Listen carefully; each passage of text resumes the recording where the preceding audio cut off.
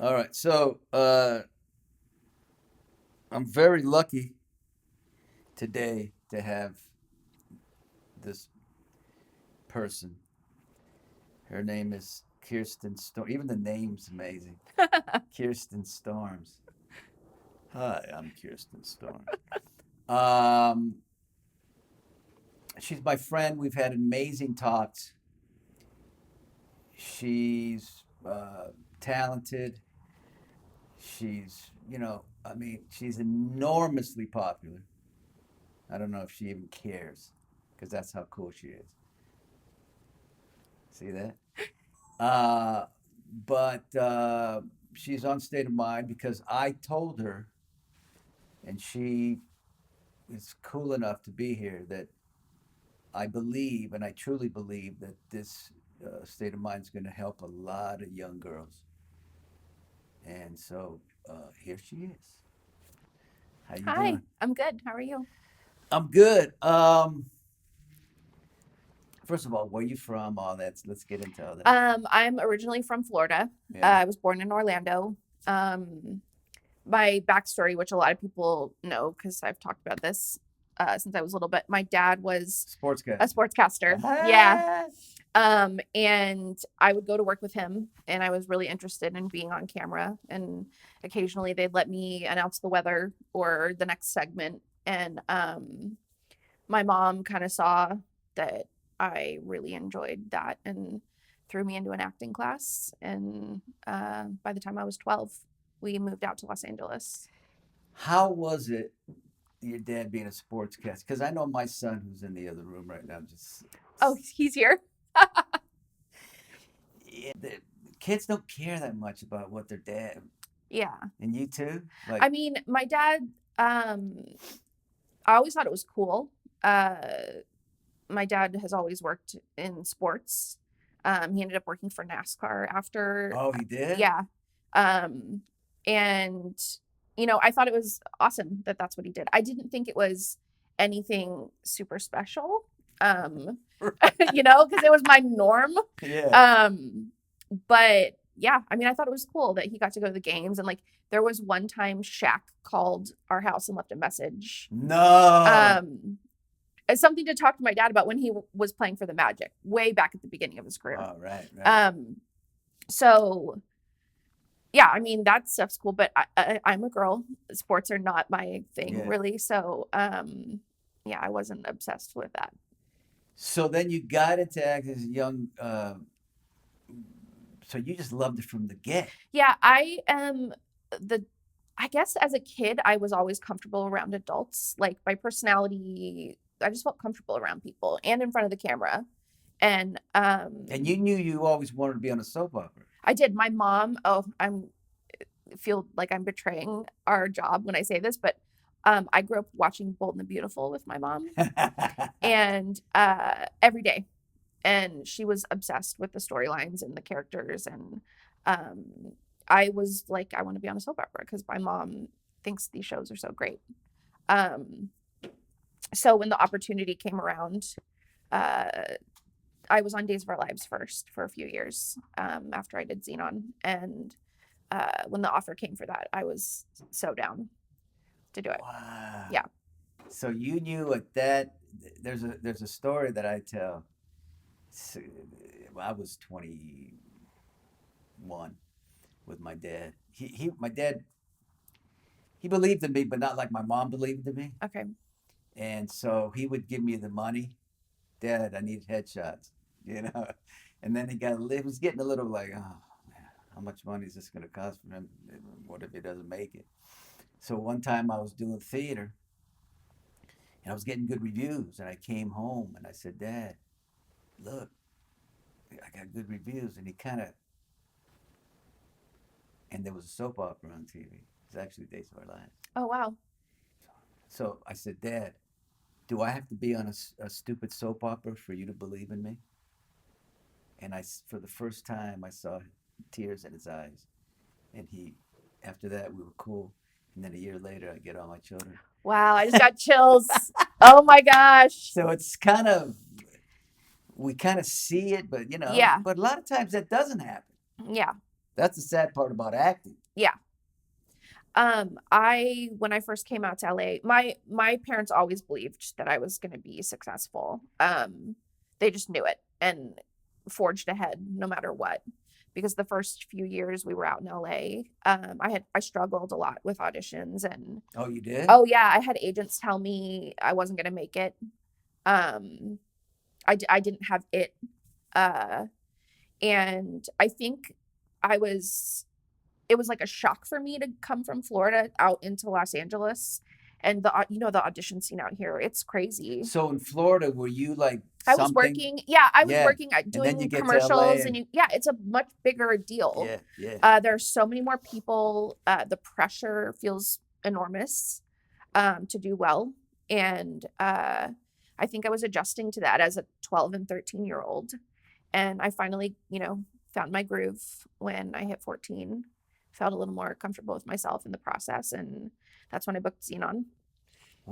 Now that's a huge thing. Yeah, I first got Seventh Heaven. I had a recurring role on that, a couple episodes, and I think that gave me the confidence.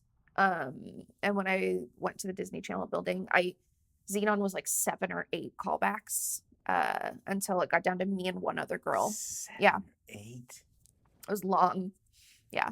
And I remember my mom like paged me on my pager to let me know I had booked it. I was with my friend and her dad. Wow. Yeah. So we found a payphone. Now, were you Zenon? Is Yeah. that how it works? Yeah. Oh, you were the star of the Yeah. thing. It was The number one this is somebody told me, or maybe I read it. The number one rated Disney, I don't know, something. It's been incredible to see how successful that franchise was. I don't know where it ranks as far as Disney Channel movies go, but it was. What I love about her is, because I know from talking to her, she's not like I am with social media, like I'm like, everything has to be, I got to get this. She just. I think that's true now. Yeah. Then you were different? I think like there was a point in my life where I was affected by the negativity. Oh, yeah. And throughout my journey with my mental health, yes, I've come to a different place with that. Oh, okay. Yeah, and it's more peaceful. Yeah. And because I'm just now getting to this place, but I've been through hell. Mm-hmm. Is a lot of that caring about what people think or not caring what people think? So I thought about this today, actually, because I knew we were going to touch on this subject. I don't want to say I don't care what people think about me. I know. Because I do. Yes. But what I care about is that I want to be remembered as a good and nice person. And that's it. So I care that you think of me in a positive way. I like that. If you feel negativity towards me, then I feel I know I'm putting out good energy. Mm-hmm. I feel sad for you Mm-hmm. that you are in a place where you're projecting whatever negative feelings you're having. Because I know with social media, I never instigate an argument with someone, or now. So if I get a negative comment or something at me, my response is always like, I hope your day turns around and that you don't feel the need to come at someone who has not done anything to you. Yeah. I try not to engage with that stuff. Well, it's funny. This is, I guess it's a little embarrassing to admit, but before I couldn't differentiate between Sonny or what people said about Sonny and me. Yeah. Well, you grow very protective of your character as time goes on. Yeah. But that's not healthy. Yeah. I mean, it's your work too. Yes. But for me, now I can read anything bad, because there's a lot bad right now, and it doesn't hit me. That's good. And sometimes if somebody's really bad, then I'll throw that little kid that goes like this. Yeah. That's what I do when people honk at me on the freeway. I'm like, but it's fun. Whereas before, it would true. I mean, I won't get into this too much, but there was something about a story, blah blah blah blah blah, that I was not involved in, and whatever. And my hands like this. I said, "Oh no, no, no, Yeah. that's bad." Yeah. So now, after having gone through everything that I've gone through, that thing of, you're right. You care to a certain extent, Mm-hmm. but you can't care too much because it starts affecting your health. Yeah. Yeah. I don't want to obsess over like the bad thing that someone said or Right. question if they're right. The exception to this for me is if someone talks about my daughter or my parenting. Then I will. Or about me. Or about you, of course. Then I will respond. I get you. Lethally. I get you. So Zenon Mm-hmm. was huge. And then after Zenon, is that when you got GH? Days of Our Lives. I was kind of in the Days. height of my popularity when I signed with Days. It was right after the first Zenon came out and did so well. And I think people questioned why I made the choice to immediately go to daytime. Well, at that time it was now people do it in all sorts of Oh yeah, things. no, But yeah. at that time it's like, why would you do that? Yeah, yeah. And I think you know, I've never made choices for what other people thought was best for me. And I mean, the choices I've made have led me to have the most amazing daughter and a great work schedule where I do get to spend time with her and participate in helping with her school stuff. And you and Brandon get we're homies. Okay, how does that? Because I'm always, people come on here, they're divorced. Yeah. And some are not. It's not good. How does that work? Okay, so I love hearing that. Okay. First, I think what's the most helpful to our situation is, you know this. Brandon and I were friends for 7 years before we got together. Yeah. We have a history with each other of being friends. Yeah. And good friends. Like he would crash at my house in my guest room if we would go out and do karaoke. And you guys are friends. It was completely platonic, never hooked up, nothing. Did you ever go? I always thought he was cute. Yeah. Like, but it was never. Wow. Yeah, and then we kind of had a point in both of our lives where it just worked out, and I think, once we got married, it was obvious after a certain point that like it wasn't going to work on a romantic level. Right. And I'm not going to say that our divorce was great. No. Because it wasn't. No. But divorce is always hard. Yeah. And it's not just the interaction with the other person. Like you feel like felt like I failed at this thing I had committed myself to. Yeah. And I'm sure he felt the same way. Yeah. And after our divorce was finalized, I remember the day it was finalized, and we were at his house and he was sitting in his office, like on his computer, and he's like, "Oh, the divorce is finalized today." And I was just thinking, this is so crazy. Like we had finally reached a point then, like a year later, where we were able to communicate with each other in a way we used to years ago. Dang. And he's engaged now. His fiance is incredible. Wow. She loves our child, which makes me care about her. I'm getting emotional. Fucking hearing this It's a great. We're lucky. We're really lucky, and fuck, it's beautiful, man.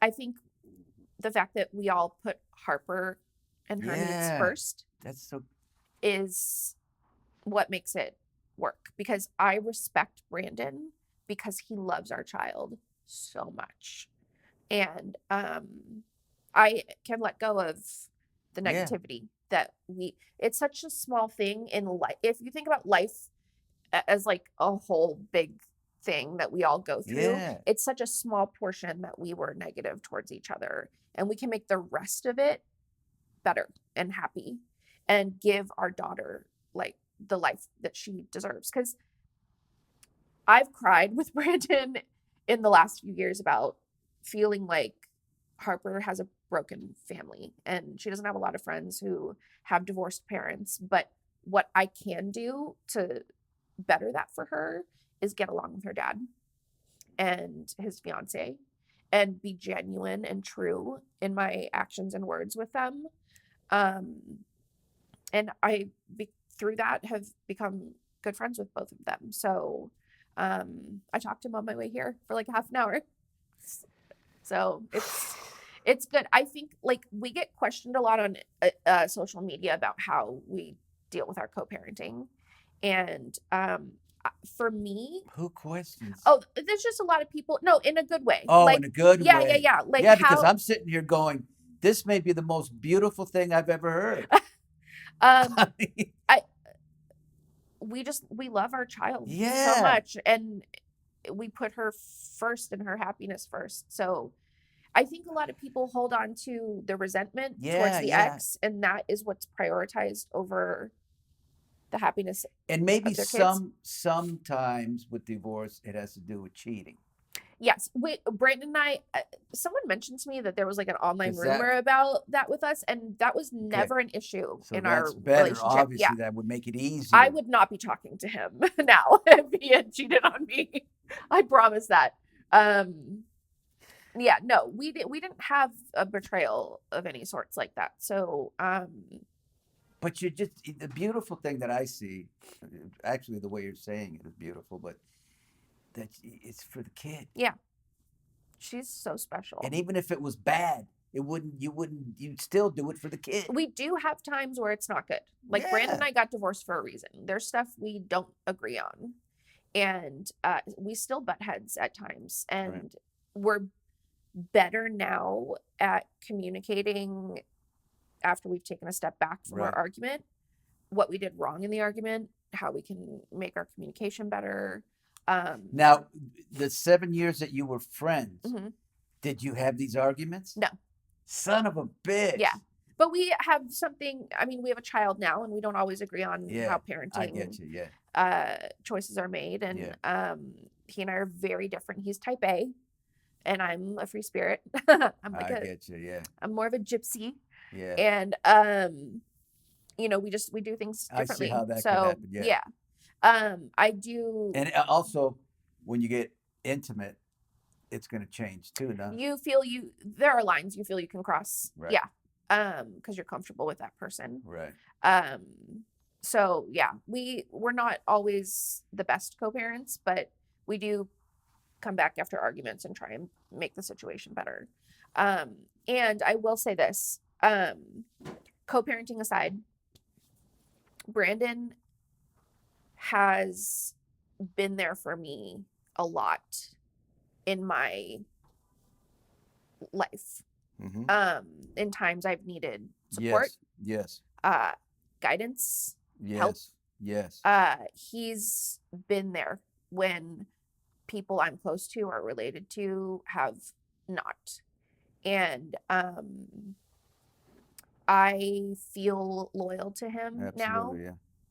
Because I see that no matter what he and I have gone through, he cares about my well-being. So, I mean, I'm thankful to him for a lot of things.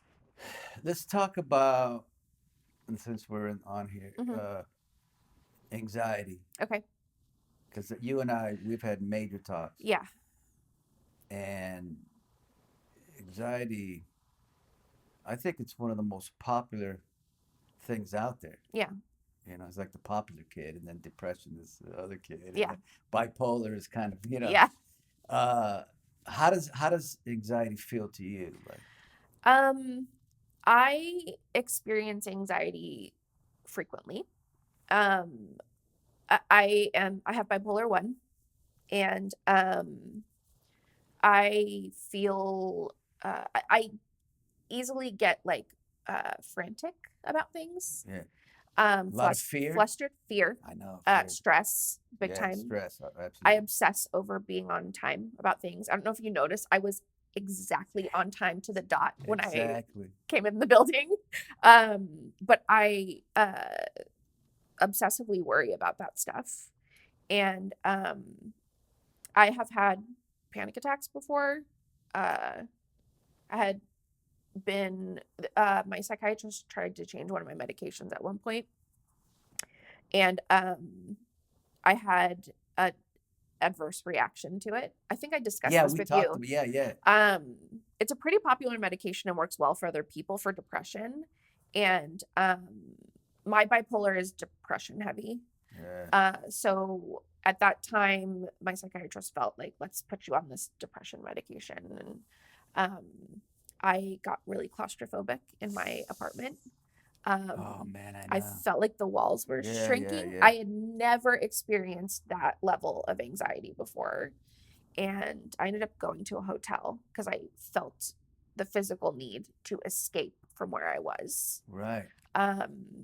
And once I stopped taking that medication and once it was out of my system, I started to feel better. But I have sympathy for people who go through that sort of thing just in their lives without, having a medication reaction or something.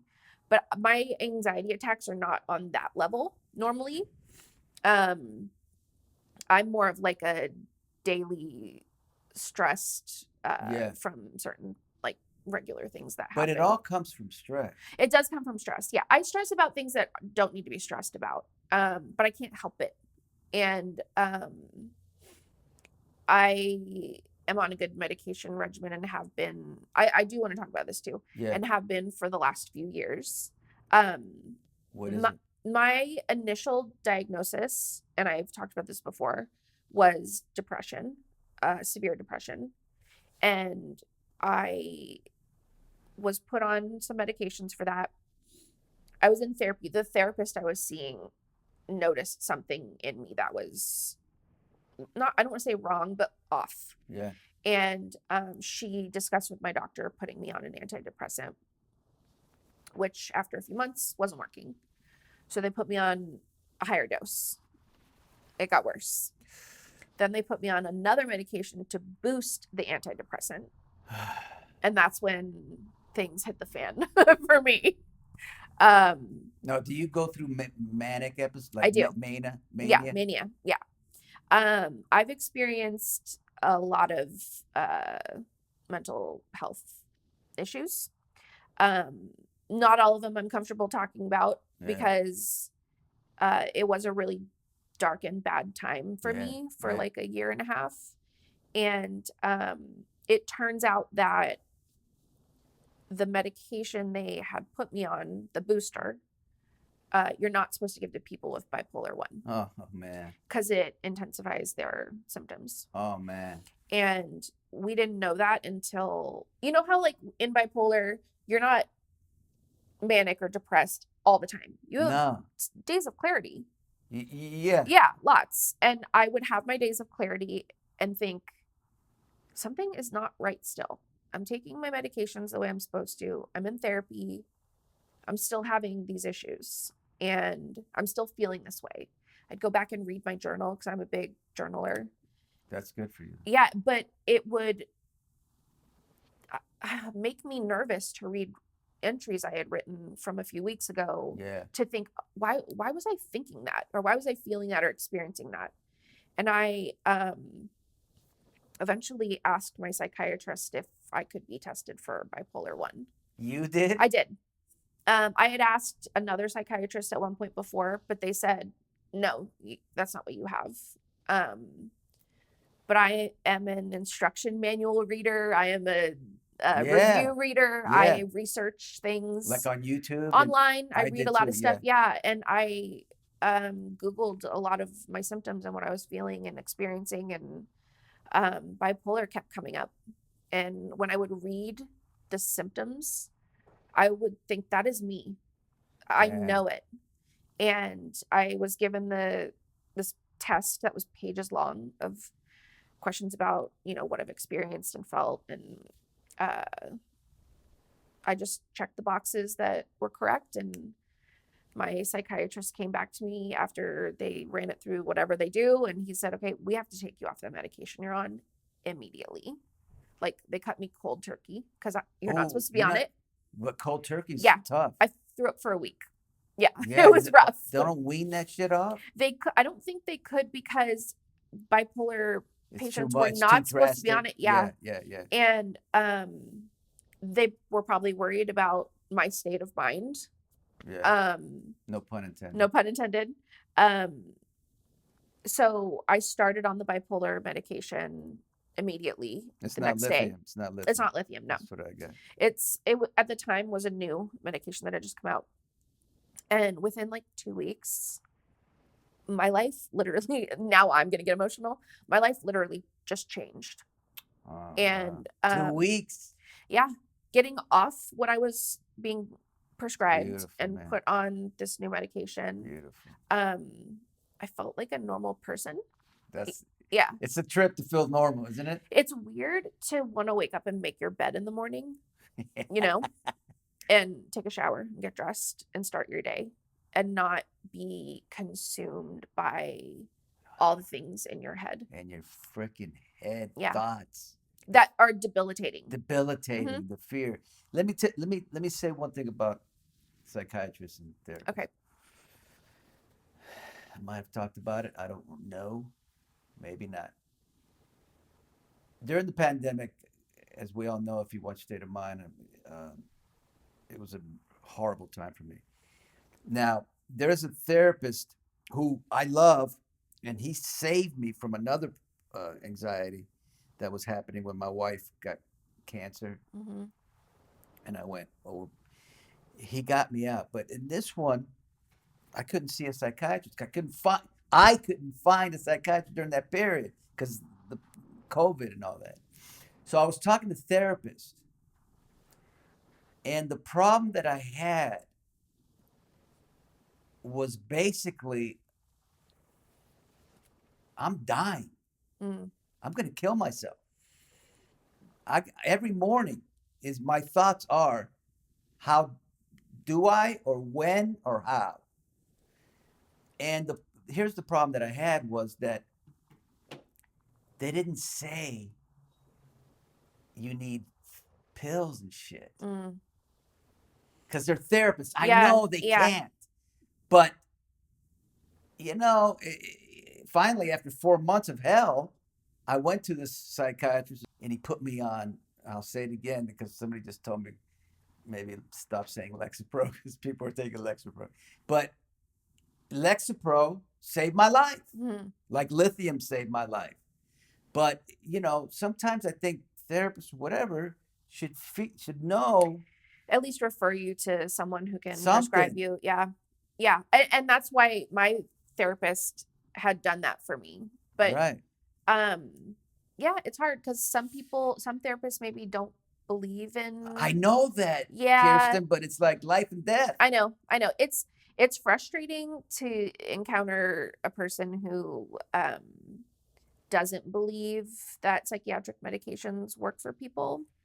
I'm not saying they're for everyone. No. But I am saying that my life was not good and now it's better. Right. And that's 100% due to my medication regimen. Yes. And I believe because before Lexapro, I never took anything for anxiety. Okay. I toughed it out. You can tough it out. I believe we're not professionals. I'm not a professional. So don't write me and tell me, what do you mean? What do you mean? But I will say that you can tough out anxiety, meditation and breathing exercise and yoga or whatever you do. But like I always, and I'll say it again, it's like 5 gears. You want to stay in first, second gear. You can go to third, don't want to go to fourth. And if you're in fifth or sixth, where I was, you got to do something. Yeah. You got to take something. Yeah. You were in fifth, sixth. Oh, it was bad. You got to take. Meditation and yoga was not going to do anything That's for me. That's what I'm saying. I did it every day. And I had plenty of things in my life to be happy about. And I couldn't latch on to that. No. And it was frustrating when people would tell me to do yoga. Yeah, I know. Or just meditate. Because I knew deep down that like it was in my brain to not allow myself to like feel at peace. Nothing. You cannot No. be happy at any second. Yeah, it that works for some people, and I do encourage people to try those things. Yes, Kirsten, here's my thing. Okay. We need to do those things so it doesn't happen. Right. It's the prevention, because once it clicks the fifth gear, you're none of this stuff like you said and I said. It's just because I was every morning meditating. I was like, Yeah, I hated it. It was almost making it worse. Yeah, sometimes you just no, yeah, making it worse. Yeah, because then you're in yoga. I did yoga every day for a while, and I was like, what's wrong with me? Like this is also not working. Yeah, that's right. Yeah,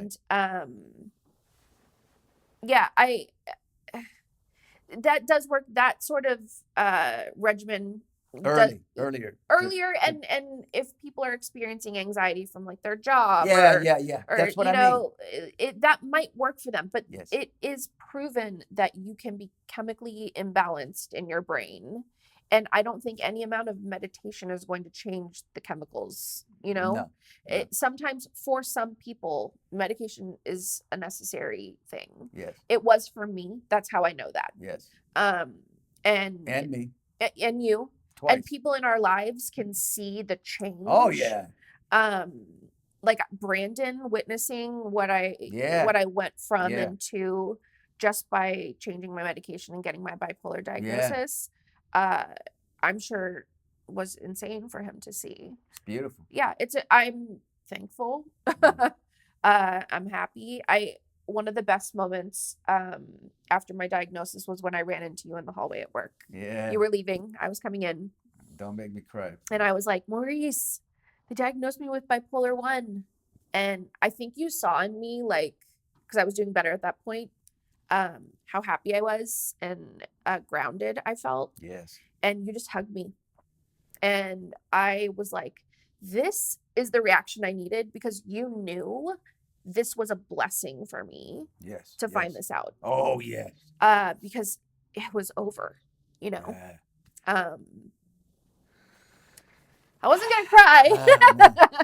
I seriously wasn't. I'm good at controlling that. Yeah, that I feel open about talking to people about my diagnosis, because you relating to me in that moment meant so much. And I want to do that for other people. I want other people to see me function normally, co-parent, semi-normally, be a good parent with bipolar 1 and still be living my life and being happy. It's not. I am impressed right now, and I don't do this often in here, but I do encourage you, to do something like this, or something on a smaller scale, or even anywhere, to keep. You are such a good spokesperson for this cause. I can't even tell you. I knew that going in, and I kept telling you, but now that I hear you speak, the way you talked about divorce and your kid, and now this, you gotta continue, because if I gave anything to you, it's for you to now give to someone else. It's so important when you're experiencing depression or anxiety, or maybe a manic episode. You're a little harder to reach, but to feel connected to somebody who understands you, because you feel alone. And even with Brandon's help, he didn't know what I was going through. He would try to understand, but he didn't know. And I felt alone in my feelings. Sure. For so long. Sure. Until my diagnosis, relating to you. Yes. Relating to other people who have bipolar or another mental health issue, and I think the support it means a lot. Marisa Doran. Mm-hmm. I had a very long phone conversation with her before her bipolar diagnosis, right before. Yeah, I was in the bad state of mind, and I came home, and she had left a message to help her, and I felt so bad, and I couldn't help I couldn't do it, Mm. and I couldn't. I was like, then I got all weird, scared. Oh, I can't help her. I can't help. And I had her. She was my first guest on State of Mind here, Oh, cool. and so I got to tell her how terrible that was. That I felt that I couldn't help her, but she needed somebody who's been through it. Yeah. And but now she's doing great now. She's doing great. I spoke with her on the phone after I had seen her post something on Instagram. Yeah, right. And I felt the need to just give her some of my story and let her know that she's not alone in feeling like broken. Yeah. And that there is another side to it. And it's a struggle to get there. You Yeah. feel like you're clawing your way out of a situation, but there's light at the end of the tunnel. Yeah. If you just stick with it. Sure. Yeah. It, Um, the dark to light. Yeah. When we're in things, this is what I've learned, especially in the last couple of years. We think we're never going to get out. We think something's wrong with us. We think this is terrible. Life's over, especially during the pandemic for me. But it's not. It will pass. You just got to make the right choices after. Yeah. If you make the right choices, look what's happened to my life since the pandemic. I mean, it's unbelievable. But Yeah. in that time, did I think that? No, I thought I'm done. Yeah. But then you got to do, because some people go the other way. Yeah. And their life just keeps getting worse and worse and worse. Yeah, I know a lot of people will do the work to get better, to feel better. And then you feel good and you stop taking your meds or doing therapy. I know. Or, whatever. I have hobbies that I knit and crochet. I know you know this, and that's been proven to That's be badass, an anxiety reliever. Something about working with your I hands. know. So when I stopped doing that, like there was a time I was so busy for 2 weeks I didn't sit down and knit and have my time, and I felt that. I could feel that I wasn't giving myself that relief, taking my mind off things, because it is meditative, I believe. The knitting and the repetitiveness, like it's little things like that have to happen for me in order to just continue on. And I think people sometimes when they get better, they think they're good and they don't need to continue the work, and then it goes bad again. I was in such a low point, and I know I never want to be there again in my life. I know. That I will do the work to stay this way. That's the beauty. Period. Isn't that the beauty of fear? Yeah. Yep. I'm with you. Fear is such a motivator. I don't want Freddy Krueger coming at me. Hey, I'm back. I'm like, no, motherfucker, get the fuck out of here. Yeah. Can we talk about the skin thing that you? Yeah. So. Because I have nobody. This is the first time I've talked about this ever. Okay. Ever. Oh God, what is it? No, I have psoriasis, man. Okay. And I don't know. Yeah, again, that couldn't have happened at a worse time for me, because I had yet to be diagnosed with bipolar. Oh. I was in the midst of really bad headspace. Yeah. Because it wasn't until Brandon started to realize I was having mental health issues that things started to change. And during that time, I don't know if it was stress or what it was, but I got like cysts on my skin. And it on your face? On my face, on my body. It's still something I deal with. That's my brain. So again, it couldn't have happened at a worse time for me, because I was already struggling with taking care of myself regularly. that You went through hell, dude. it was bad. Yeah. You went through hell. Yeah. Yeah. Damn. Yeah, it was bad. Because if now you got something that's showing when you look in the mirror every day. Yeah, it was manifesting on me physically.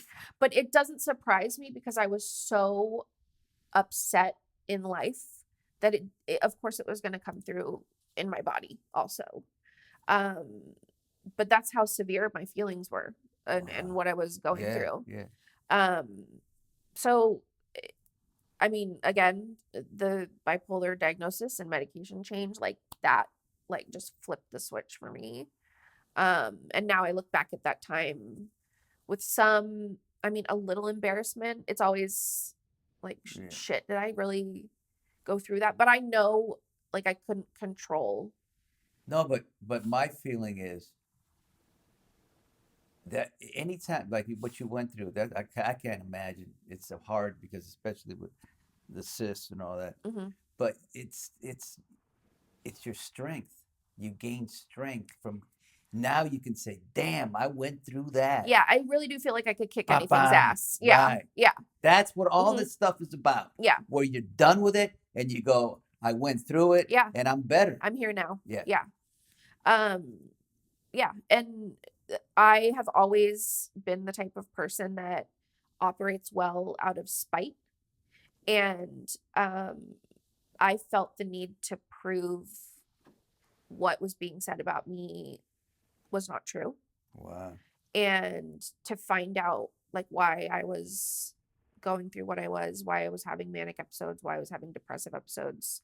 And you know, now it's known that I mean, and whatever my motivation was to get better, you know, Harper was obviously a huge factor for me. I just wanted to be the best mom for her, because she deserves it. And I mean, everybody's always like, do it for yourself, but like when you're in that place, you can't do shit for yourself. So I had to find other things to motivate me to get better. And let's talk about the brain tumor. Okay. Tell me what I want to know about what's up. It was a cyst, and where in your on the bottom part of my brain, like right here. Oh my goodness. I was having it's so crazy. I feel like the weirdest stuff happens to me. Man. But it's like God is But it happened at a God good knows time. I can take it. Yeah, that's what I'm saying. It happened and God saying, "Oh, thank God it happened while I was doing okay." If it was cyst, that. Oh, I wouldn't have been able to. I don't know what I would have done, because I felt fear when I found out about it, and I don't know how I could have handled that a few years ago. I was having a lot of neck pain, like stiffness, hard turning my head, a weird sensation in my brain when I would move my head certain ways. That would make me feel disoriented, like I couldn't see for a second. It'd be so brief, like the blink of an eye. Ooh. And then not happen for hours. And I started going to a chiropractor thinking that would help. It got worse. I was with my sister in Long Beach one night, and my neck was hurting so badly, and so was my head. And I called my chiropractor freaking out that he needed to go into the office to see me. And he was like, "You need to get an x-ray done because something else is wrong." So I went to my orthopedist. He x-rayed me in his office. And at the very top of the x-ray, which caught the bottom of my brain, you could see a gigantic cyst pushing my brain into my spinal cord. Wow. And he referred me immediately to a neurosurgeon. I got a couple opinions and found a doctor who had noticed that the cyst had split into 2 parts and talked to me about the procedure I would need done. And within like a few days, I was scheduled for brain surgery, which I didn't talk about at work because I was so scared. Didn't talk about it on social media before it happened. Like very few people knew. And Frank knew, our boss. He actually, I spoke with him through the process of like, my neck's really been hurting. I need to go get an x-ray. Oh, now I got to go to the orthopedist and the neurosurgeon. And he was great at scheduling time for me to have the procedure done. Yeah, he's great at this. Yeah, I felt, Frank Valentini. yeah, Huh? shout out to Frank. Yeah. He's so awesome. And then we took a break. And I'm not going to ever forget the day we broke. And I knew I was having the surgery a couple days later. And I was standing on set thinking like, okay, hopefully I'm coming back to this place. Hopefully this goes well. And things work out. And I'm back here in 8 weeks. So went better than I expected. It wasn't great. It still sucked. But my recovery wasn't as bad as I anticipated it would be. And now I have this really cool scar running down the back of my head and my neck. Wow. And but how long was the recovery? A couple of weeks? 8 weeks. Damn, didn't seem like you were gone for. Yeah, 8 weeks. Wow. They cut a portion of my skull out and removed it, and went in and tried to put a drain in the cyst, but it was so full and had so much pressure that it ruptured when they tried to put the drain in, like popping a balloon, basically. Damn. Somehow that resulted in me having a couple titanium plates put in my neck, and yeah, now I'm here. Amazing. Mm-hmm. A little weird experience for 2021, no, but you've gone through. It's amazing. You know what's cool is you know, you're bipolar. I'm bipolar. I don't talk to a lot of people who are bipolar. Really? And I was told a long time ago, if somebody's bipolar, that's your brother, that's your Mhm. sister. And the fact that we could have this conversation so easy. I know we know each other. Yeah. But because we know we I get you. yeah. Yeah. I feel that you get me. You Yeah, understand me. And that's what I was saying just a little bit ago about it being so important to have somebody to relate to. Yeah. And if people are experiencing depression or anxiety or, you know, manic episodes, like, and you don't know anyone who has that, like, I encourage people to like find a group online or Yeah, exactly. somewhere to go. And I'm gonna read something. I've never done this. I've done like 3 or 4 things that I've never done here with Kirsten. I have that effect on people. I guess. I'm gonna read something. Okay. Just because of what we're just talking about, that somebody wrote about Tyler Christopher's anticipation to see his thing. It's beautiful, and you're gonna relate. I can't wait for this interview, and I can say the same to people about Kirsten's. I know it will be so riveting. I feel this really humanizes celebrities. Mm. We see you all on TV and think you have perfect lives. Yep.